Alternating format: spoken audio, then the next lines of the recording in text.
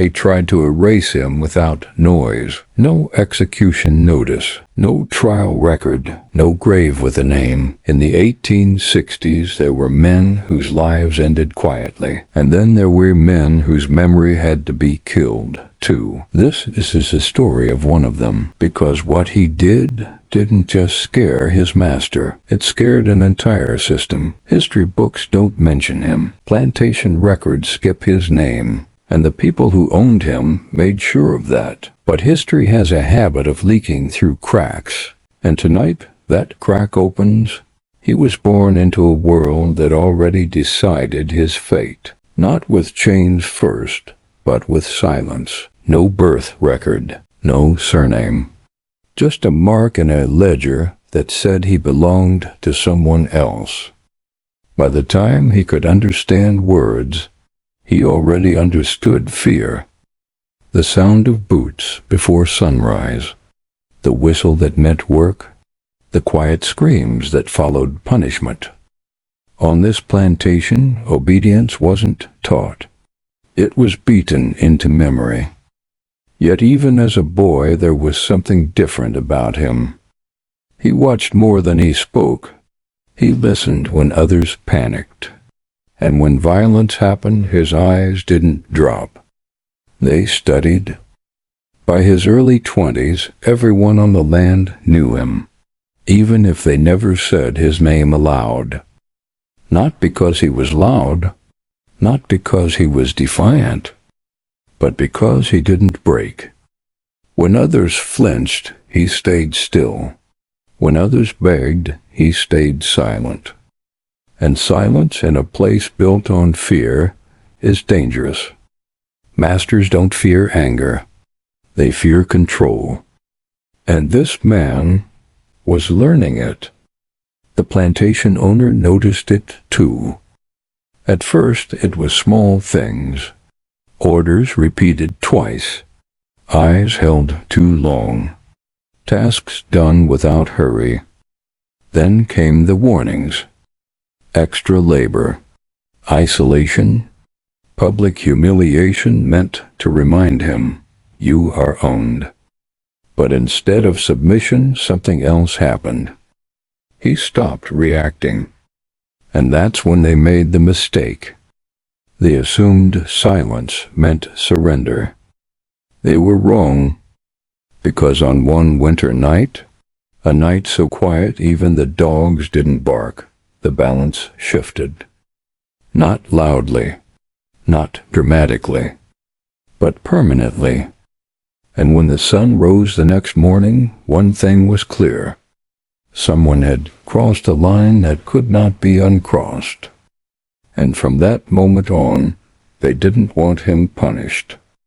They wanted him erased, because a slave who obeys can be replaced, but a slave who terrifies the system, that kind of man, cannot be allowed to exist. They never announced what happened that night.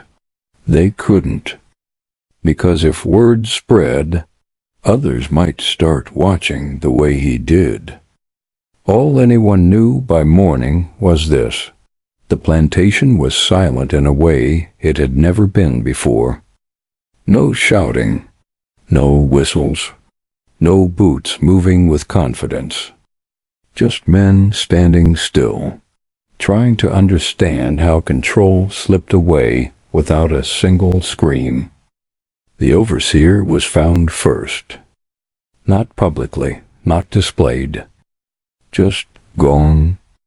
His horse returned alone before sunrise, sweat-soaked, trembling, eyes wide like it had seen something it could not explain. That alone should have told them enough. They searched everywhere.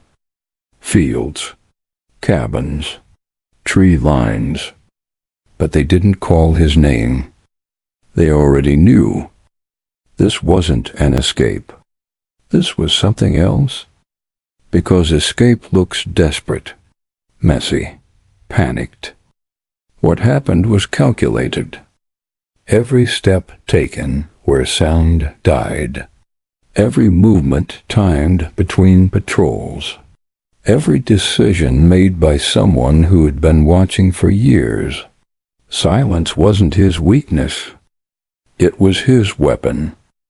By midday, whispers spread among the enslaved. Not excitement, not celebration. Something heavier. Hope mixed with fear.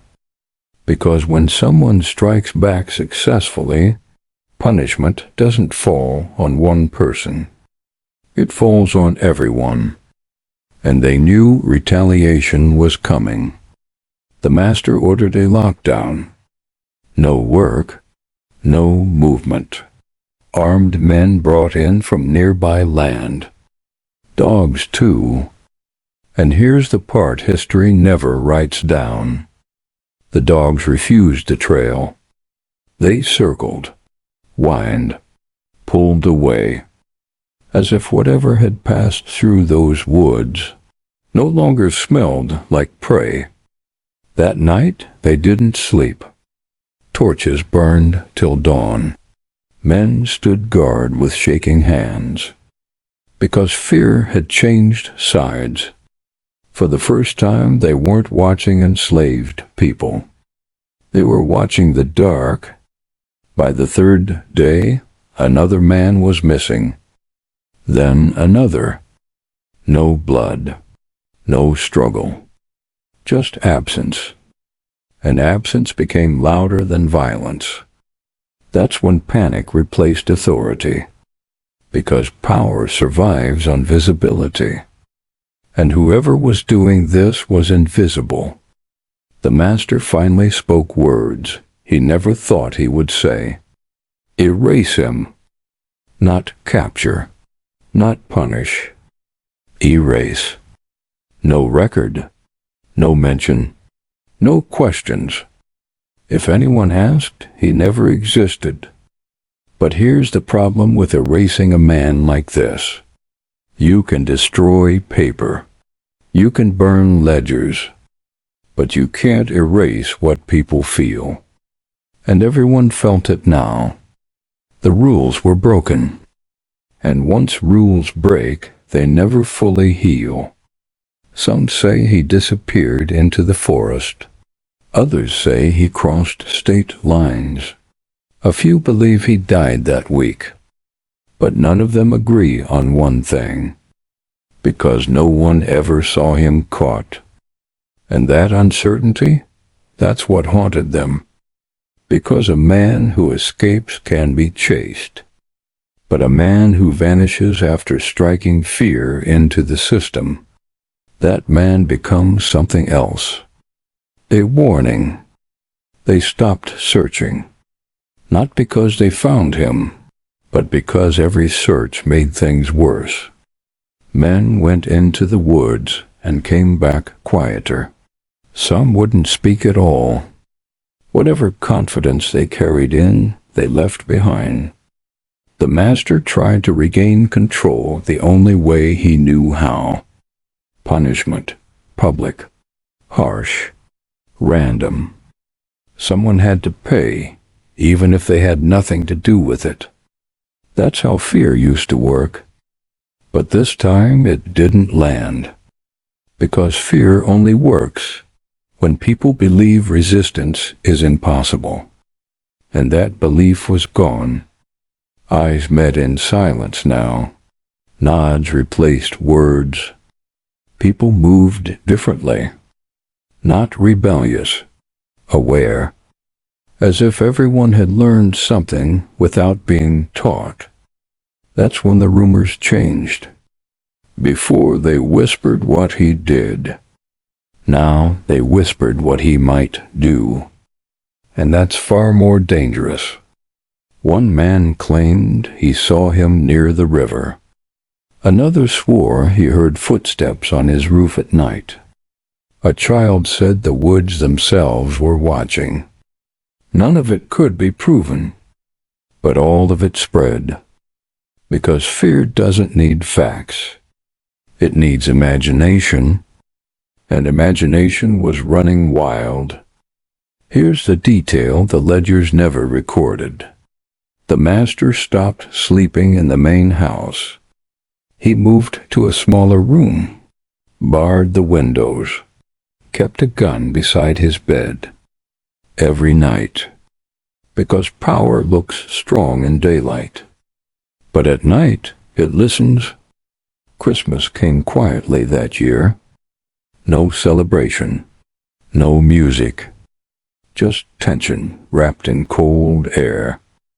The kind of silence where everyone waits for something to happen. And then something did. Not violence. A message. A barn was found unlocked at dawn. Inside nothing was damaged. No theft. No destruction. Just one thing left behind. A set of broken chains placed neatly on the ground that broke them, because violence can be punished. Symbols can't. The master ordered every remaining chain counted, every tool inspected, every man questioned. But the damage was already done, because the enslaved didn't see a runaway. They saw proof that the system could be touched, without collapsing everyone beneath it. Some later claimed he was never one man, that it had to be several, that no single person could move like that, plan like that, disappear like that. But deep down, they knew better. It was easier to believe in many than admit fear of one. Years later, after the war, people would argue over whether he was real. Historians would dismiss the story. No records, no name, no trial. But stories like this don't survive on paper. They survive in behavior, in the way people stopped bowing as low, in the way eyes no longer dropped first. Because once fear changes direction, it never fully turns back. And the man they tried to erase, he succeeded anyway. Not by being remembered, but by being felt. The story didn't stay on one plantation. Stories like that never do. They travel with workers, with traders, with men who drink too much and talk too freely. And soon, the name of the place mattered less. Then the pattern people were starting to notice. Plantations miles apart began reporting the same things. Tools going missing, then reappearing somewhere else. Chains found unlocked. Dogs refusing to track. Always at night. Always clean. No blood. No witnesses. Just disruption. Owners met in private. Quiet meetings. Closed doors. Not to ask who was responsible, but how many. Because one man is a threat. But an idea? That's a contagion. Patrols were increased. Lanterns burned longer. Shots were fired at shadows. And every shot echoed longer than it should have. Because every miss sounded like doubt. Here's what no one expected. The enslaved didn't celebrate. They didn't smile. They didn't gather. They just endured differently. Straighter backs. Slower obedience. As if they were no longer waiting to be saved. That terrified them more than rebellion ever could. Because rebellion has a face. This didn't. Then came the mistake. Someone decided to make an example. A man was accused. No proof, just proximity. They dragged him out in daylight. Everyone was forced to watch. Because fear loves an audience. But something went wrong. The crowd didn't react the way it was supposed to. No crying, no screaming, just silence. Heavy, unbroken, and then, from the edge of the clearing, a sound. Not a shout, not a threat, a single gunshot. From the woods, no one was hit. That wasn't the point. The point was timing, precision, confidence. The message was clear: you're not in control of this moment. Panic followed. Orders contradicted each other. Men ran where they should have stood still. And in the confusion, the accused man broke free, vanished into the trees. They never caught him. And worse, they never caught anyone. After that day, punishments slowed. Not because mercy was learned, but because certainty was lost. You can rule through cruelty. You can rule through fear. But you cannot rule through confusion. Some said the woods were cursed. Others said the slaves had help. A few whispered something worse, that the man had trained, that he knew tactics, that this wasn't rage. It was experience. Years later, Union soldiers would pass through nearby towns. Black veterans among them. Men who moved quietly. Men who watched everything. Men who didn't speak unless necessary. And people would wonder if the shadow from before had ever really left, because sometimes resistance doesn't end. It graduates.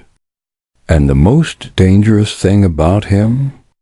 He didn't seek freedom alone. He changed how people imagined it. No one ever learned his real name. That wasn't an accident. Names can be hunted. Faces can be remembered. But anonymity, that survives. What people did know was how he moved. Too controlled for desperation. Too patient for anger. This wasn't a man reacting. This was a man executing. Older whites began whispering a theory they hated admitting, that he wasn't born into chains, that he had seen discipline before bondage. Military discipline. There were records of black soldiers captured earlier in the century. Men who fought were sold and vanished into plantations. Men trained to wait, to observe, to strike only when it mattered. And suddenly everything made sense. The timing, the restraint, the refusal to kill unless necessary. This wasn't revenge. It was containment. Plantations began changing routines. Night guards doubled. Patrols overlapped. But structure only works when the people enforcing it believe in it. And belief was gone, because fear had changed sides. Enslaved people didn't speak his name. They didn't need to. They spoke in pauses, in looks, in the way a door was left slightly open. Freedom didn't arrive with speeches. It arrived as possibility. Then one winter night, everything stopped. No missing tools, no broken chains, no warning shots. Weeks passed, then months. Some thought he'd been caught. Others believed he'd been killed. But the oldest among them knew better. Men like that don't disappear. They move on. Years later, Union troops marched through the region. Among them were black veterans, men who studied terrain, men who avoided eye contact, men who listened more than they spoke. One officer recorded something strange. Former plantation owners were cooperative, almost respectful. as if they remembered something they never wanted repeated. Because violence leaves scars, but restraint leaves memories. No monuments were built for him. No records preserved his story. But the plantations that once thrived on terror, they never fully recovered, because control had cracked. And once people learn it can crack, it never seals the same way again. He didn't free everyone. He didn't burn everything down. He did something far more dangerous. He proved the system wasn't untouchable, and history tried to erase him for that. But silence isn't always forgetting. Sometimes it's fear still holding its breath, not erased loudly, quietly. Plantation logs were cleaned. Incident reports softened. Rumors dismissed as exaggeration. History prefers clean endings. This story didn't offer one. The land changed hands. Owners sold properties cheaper than expected. Some left the region entirely. They never said why, but locals noticed something strange. Those places never fully recovered their grip. Workers left faster. Control slipped easier. Fear no longer worked the same way. Because once people learn that power can hesitate, they never see it as absolute again. Formerly enslaved families passed the story down, not as legend, as instruction. Patience matters. Silence matters. Timing matters more than force. And always never reveal everything. No photograph of him exists. No grave marked with his name. If he lived to see freedom, no one knows. If he didn't, the system never got the satisfaction of proving it. That's what unsettled them most. They couldn't display him, couldn't point and say, "This is what happens." All they had was absence, and absence haunted harder than punishment. Decades later, historians would debate. Was he real? Was it more than one man? Did the stories grow over time? But here's the truth history avoids. Systems don't panic over myths. They panic over disruption. Something happened. Enough to change behavior. Enough to leave fear behind after the violence ended. Enough that people remembered, even when records didn't. He didn't win a battle. He changed the rules of one, and that's why history tried to erase him. Not because he failed, but because he succeeded without permission. The chains broke later, on paper, by law, but long before that, someone proved they were never unbreakable. And that's the story they hoped no one would repeat. Where are you watching from? Let me know in the comments.